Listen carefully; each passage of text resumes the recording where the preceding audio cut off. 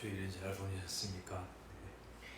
찬송 하나님께 105장 오랫동안 기다리던 주님 강림하셔서 105장 하나님께 찬양 드리겠습니다. 105장입니다. 오랫동안 기다리던 주님 강림하셔서 죄에 매인 백성들을 자유 얻게 하시네. 주는 우리 소망이요 힘과 위로 되시니 오래 기다리던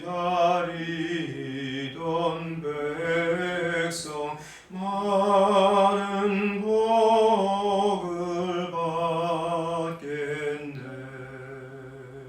모든 백성 구하려고 임금으로 오시니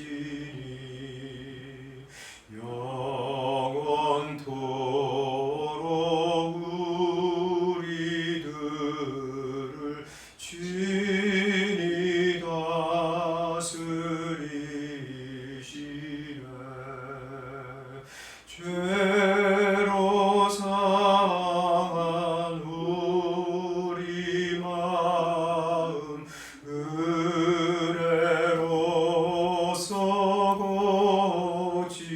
고치고 주의 빛난 보좌 앞에 이르도록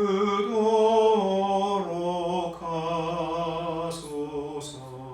2절 모든 백성 구하려고 임금으로 오시니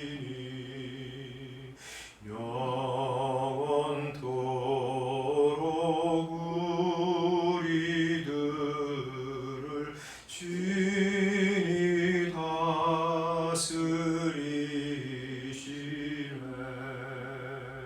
죄로 상한 우리 마음 은혜로서 고치고 주의 빛난 보좌 앞에 이르도록 하소서.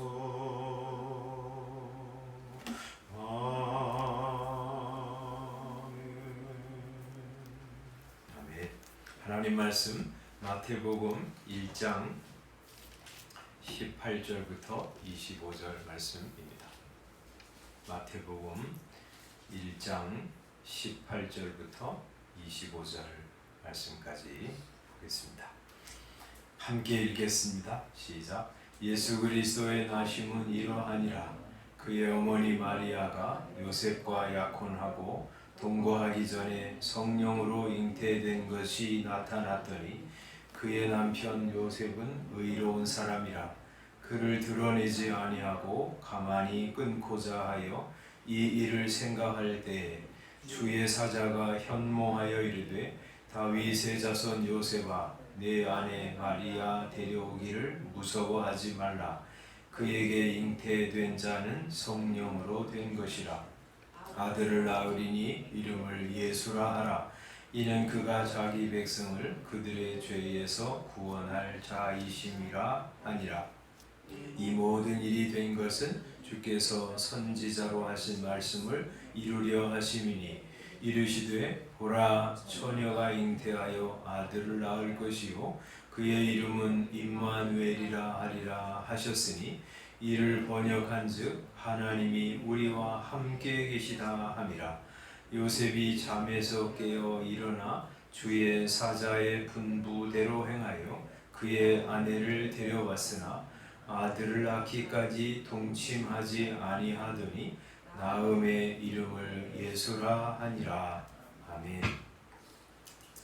우리 이 교회에서 이제 이번 주부터 마태복음을 이제 읽습니다. 그래서 3장씩 이게 읽어 나가는데 여러분도 좀 읽으시면 좋겠습니다. 이제 어제 제가 이제 설교를 하면서 구약 성경이 이제 총 정리로 무슨 얘기를 했는지를 말씀을 드렸거든요.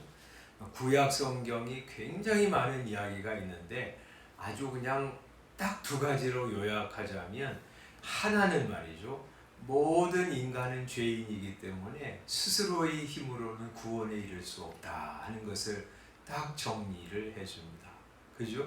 에덴 동산에서 아담 하와가 하나님이 명하신 말씀을 어기고 선악과를 따먹은 후로부터 모든 사람들은 다 죄인으로 태어납니다.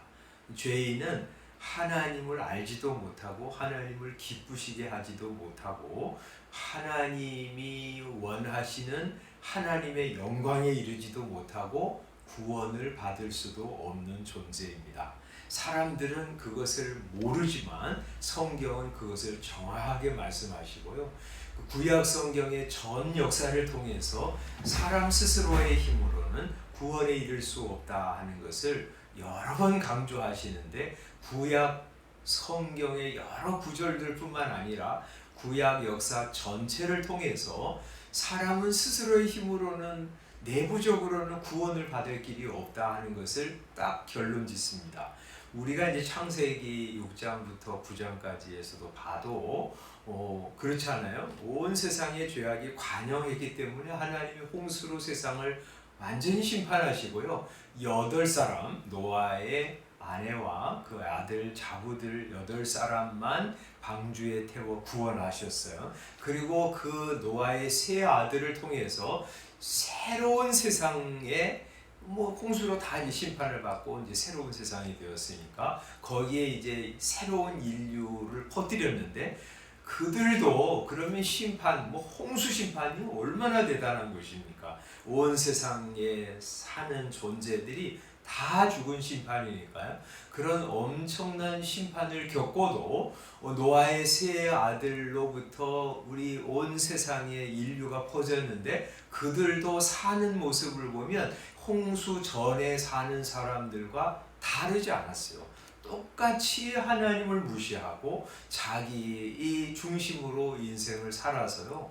홍수 심판이라고 하는 것이 사람의 본성을 바꾸지 못한다는 사실을 우리에게 보여주었습니다. 2번째로, 이 하나님께서 그래서 세상을 복주시려고 아브라함이라고 하는 사람을 부르셔서 이스라엘 민족을 선택하시고 그들을 애굽에서 건져내셔가지고 그들에게 하나님을 알리시고 하나님을 어떻게 섬기는지 성경을 가르쳐 주셨어요.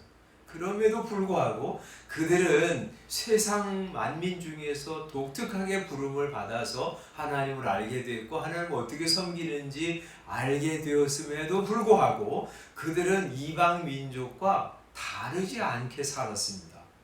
그렇죠? 그래서 이 가나안 족속들, 하나님께서 이 악한 이 족속들 다 진멸하셨는데 그들과 하나도 다르지 않았어요. 시간이 지나가면서. 그래서 사무엘 사사기, 사무엘서, 열왕기서를 봐도 이스라엘 백성들은 끊임없이 우상을 섬겼고요. 하나님을 버렸습니다. 하나님의 말씀대로 살 수 없었습니다. 그래서 결국에 하나님 뭐 하셨어요?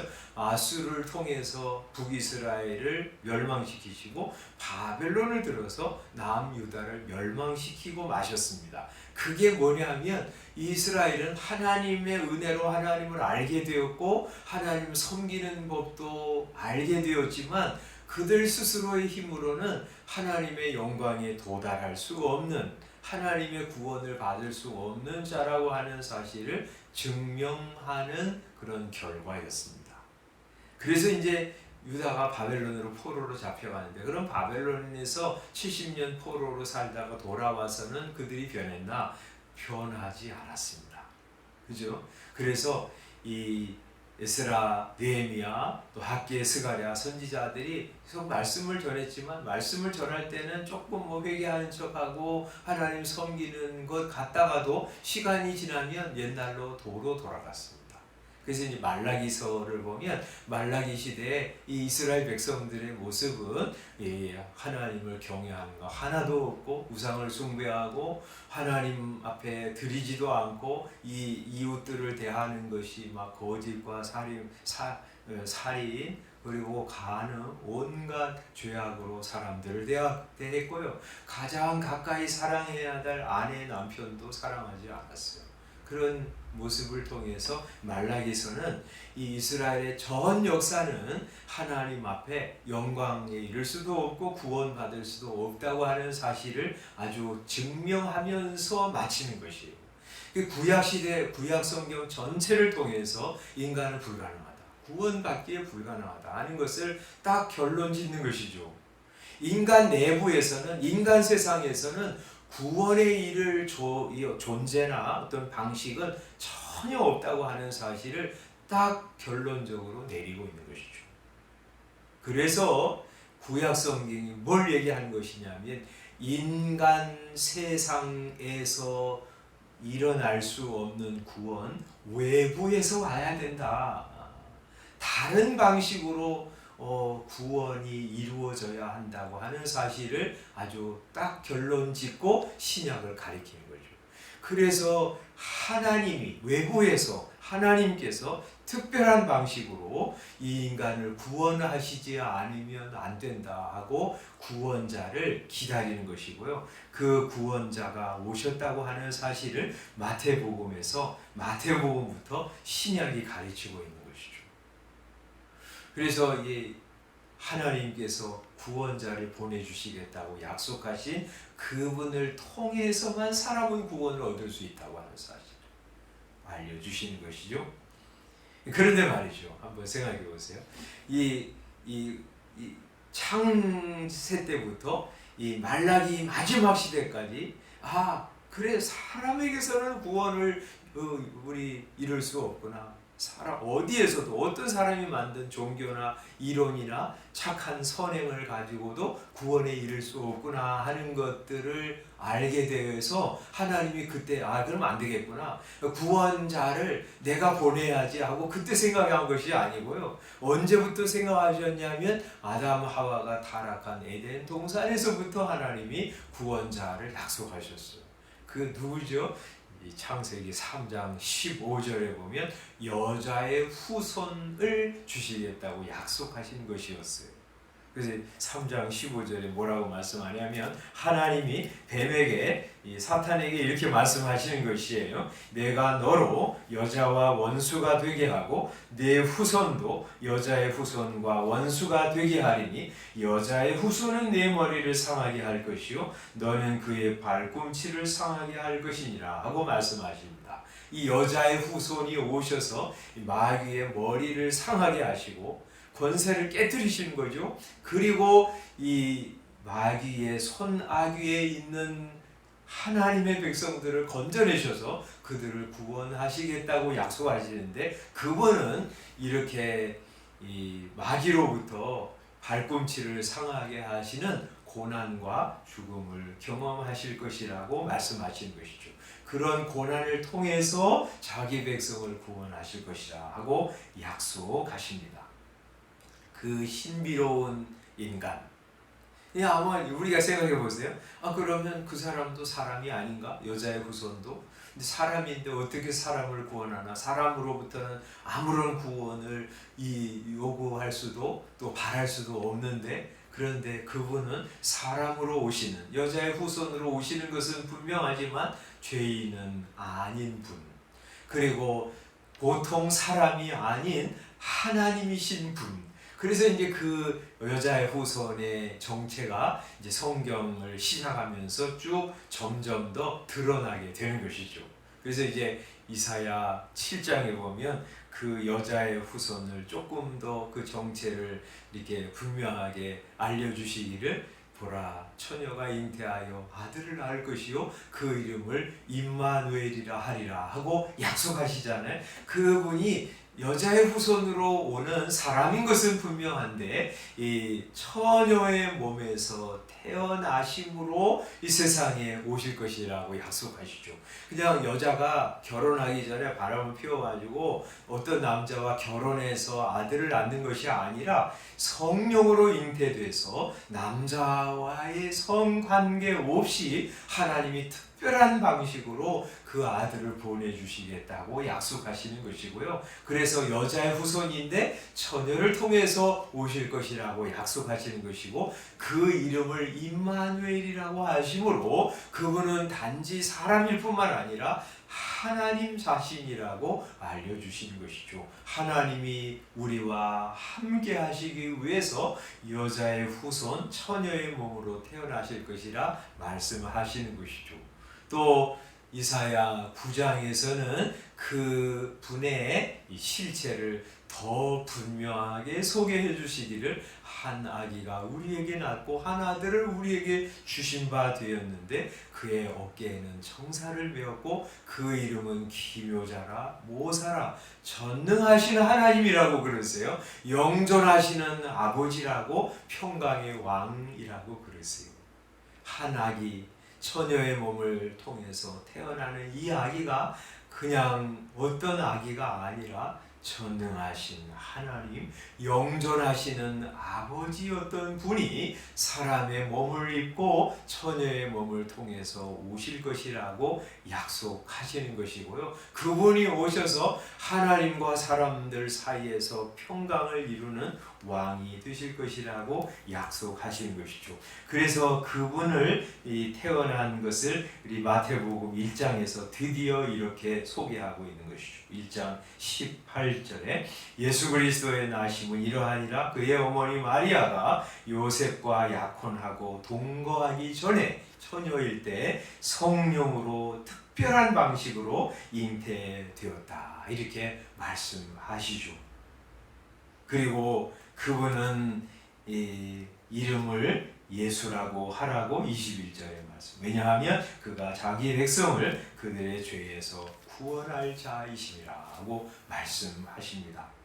그리고 그 분이 그렇게 태어나는 것은 이사야 선지자가 예언하신 말씀이 성취된 것이다 하면서 23절에서 보라 처녀가 잉태하여 아들을 낳을 것이요 그의 이름은 임마누엘이라 하리라 하셨는데, 이것을 번역하면 하나님이 우리와 함께 계시다 함이라 말씀하십니다. 그래서 예수님이 과연 그 말씀 그대로 마리아가 처녀일 때 성령으로 잉태되어서 이 세상에 오신 것입니다. 그래서 이 아침에 우리 신약 성경을 우리 시작하면서 두 가지 분명하게 확인하고 결론 짓고 가야 하는 것이 그거예요. 하나는 모든 인간 세상에서는 결코 구원의 길은 없다 하는 것. 세상에 종교가 굉장히 많잖아요. 고등 종교도 있고 저급한 종교도 있지만, 그래서 이렇게 해야 구원 얻는다, 저렇게 해야 극락 간다, 천국 간다, 많은 가르침이 있지만 그거 전부 아니라는 거예요. 사람의 생각이나 사람의 선행으로는 절대 하나님의 영광에, 하나님의 구원에 이를 수 없다고 하는 것이 하나님이 말씀하신 선언이에요. 그래서 어떤 사람들은 종교를 가지고 구원 얻으려고 하지만 그거 아니라는 것이에요. 어떤 사람들은 비종교로 착하게 살면 되지 뭐, 나만큼 살아봐 천국에 갈 수 있지, 그것도 아니라는 거예요. 사람에게서는 구원을 기대할 수 없다는 거예요. 그거 우리 딱 정리해야 합니다. 그리고 두 번째는, 그래서 하나님께서 특별한 구원자를 보내주심으로 사람을 구원하시기로 기뻐하셨다. 그것이 하나님의 아들 예수이시다 하는 거 우리가 이 아침에 마음에 딱 정리하고 받아들이고 결론 지어야 합니다. 없어요 다른 방식으로.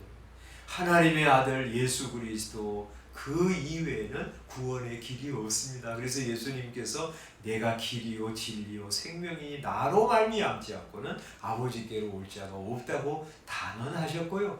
베드로 사도도 천하 인간의 구원을 받을 만한 다른 이름을 주신 일이 없음이라 하고 말씀하십니다. 이 아침에 이 두 가지는 확인하고 말이죠. 세상에 요새 이제 우리 시대를 종교다원 시대라고 그러거든요. 종교 다 거기에 진리가 있다. 여기도 진리가 있고 저기도 진리가 있고 그러니까 불교도 다 뭐 힌두교도 뭐 천주교도 다 뭐 하나가 되어서 하는 게 그게 좋은 거다 그렇게 말하지만 결코 성경은 그렇게 말하지 않고 그것은 하나님이 하신 일을 모독하는 행위입니다. 그걸 받아들일 수 없어요. 우리는 사랑하고 사람들 관용하고 좋은 관계를 이루어야 하지만 그러나 진리는 분명히 가지고 있어야 되는 것이죠. 인간은 죄인이고 구원에 이를 수 없다. 하나님이 보내주신 유일한 구원자이신 예수 그리스도만 구원자이시다 하는 거 딱 확인하고 받아들여야 되고요. 또 하나는 하나님이 이런 죄인을 위해서 구원자를 마련하신 것이 얼마나 큰 은혜인가. 그리고 그 유일한 구원자이신 예수 그리스도를 우리 같은 사람에게 알게 하시고 믿게 하시고 구원하신 것이 얼마나 큰 은혜인가 하고 감사하면서 사는 것, 오늘 이 아침에 두 가지 결론입니다. 그 은혜 감사하면서 주를 찬양하고 그 예수님 의지하고 살아가는 여러분 되시기를 바랍니다. 기도하겠습니다. 아버지 하나님, 우리 신약 성경을 시작하면서 우리 모든 구약 성경을 통해서 확인하는 것 두 가지. 모든 인간은 죄인이기 때문에 수천 년, 수만 년이 지나도 결코 구원에 이를 수 없다는 사실. 그래서 하나님께서는 인간을 긍휼히 여기셔서 구원자로 자기 아들을 보내어 주셨다는 사실, 우리가 이 아침에 믿음으로 확실하게 딱 정립하게 해주시기를 기도합니다.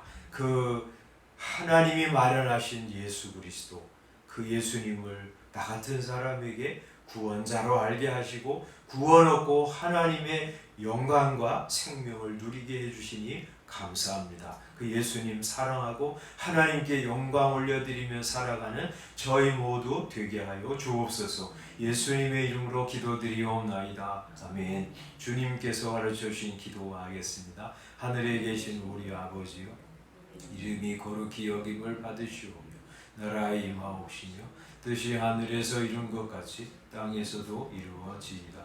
오늘날 우리에게 일용할 양식을 주옵시고 우리가 우리에게 죄지은 자를 사하여 준 것 같이 우리의 죄를 사하여 주옵시고 우리를 시험에 들게 하지 마옵시고 다만 악에서 구하옵소서. 나라와 권세와 영광이 아버지께 영원히 있사옵나이다. 아멘. 제가 어저께 오후에 우리 성경 공부하면서 그런 말씀 드렸는데 우리 성도들이 이제 그런 거 같아요. 모르는 어려운 성경은 이거 어렵다 해가지고 그냥 은혜 못 받고, 너무 잘하는 거는 이거 다 알아 하면서 은혜 못 받고 그런 사람 많거든요. 우리 마태복음 뭐 이런 복음서들은 우리가 많이 익히 아는 내용이지만 그거 그냥 당연하다 이렇게 생각하지 말고 그 안에 감추인 복에 새롭게 깨달으면서 예수님 알고 믿고 사랑하게 해주십시오. 기도하는 마음으로 이번 주 우리 마태복음을 통해서 은혜 받으시기를 바랍니다. 우리 기도하고 돌아가겠습니다.